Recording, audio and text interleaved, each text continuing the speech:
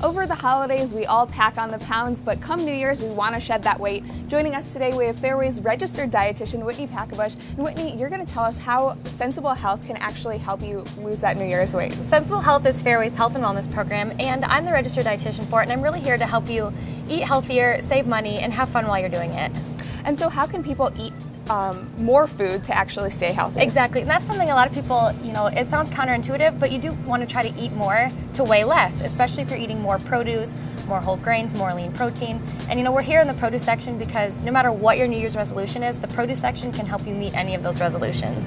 So what are the best foods to meet those resolutions? Any produce is better than none, and you want to really try to fill half your plate with fruits and vegetables, and that'll help you, lose weight, eat healthier, but also if you're trying to save money for New Year's, really shop for in season, and then use the produce scale to help you figure out, how much your total cost per pound is going to be.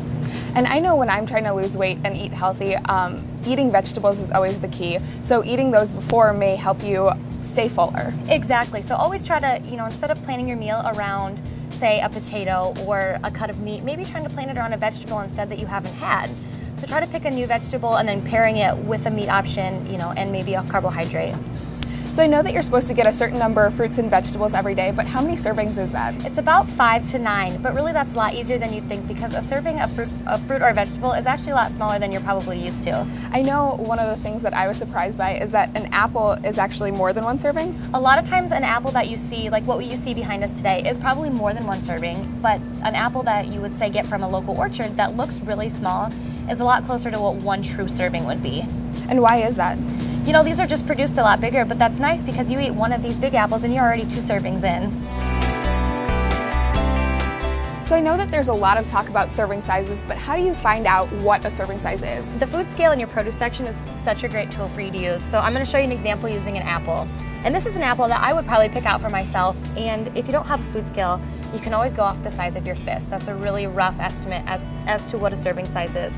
But when we put this in the food scale, you'll see that it says almost 3/4 of a pound in there, and 1 serving is actually just 1/4 of a pound. So you have over 2 servings of fruit in just that 1 apple. That's something that I'm really surprised by. Yeah, isn't that amazing? Because you eat that and you're so far into your fruit and veggie servings already for the day, and you've only had one thing. And Whitney, I know that it's hard enough for me to eat healthy, but how do you get kids to eat healthy? The biggest thing is you want kids to try a wide variety of things while they're young because that sets examples, for their whole life. So that way they grow up liking fruits and vegetables and they're going to their whole life. So if you take them to the grocery store with you and they point out something that they want to try, buy 1 or 2 and let them try it, let them experiment with it. And it might take more than that one time for them to like it, but at least they've tried it, and it might take 3 or 4 times, but give it time. So Whitney, are there any recipes that you would suggest for hiding vegetables? I'm really not a fan of hiding vegetables in your kids' foods because it really doesn't teach them what those vegetables taste like, what they feel like, and it doesn't really teach them to like those vegetables later. And Fareway also has this great magazine that you put out, what is it, every 3 months. Okay. We have our Sensible Health magazine, and while we're on the topic of getting your kids to eat more fruits and vegetables, we always have a Sensible Kids page on the back, which has a nutrition activity for your kids to do, and then hopefully learn something about healthy eating while they're doing it.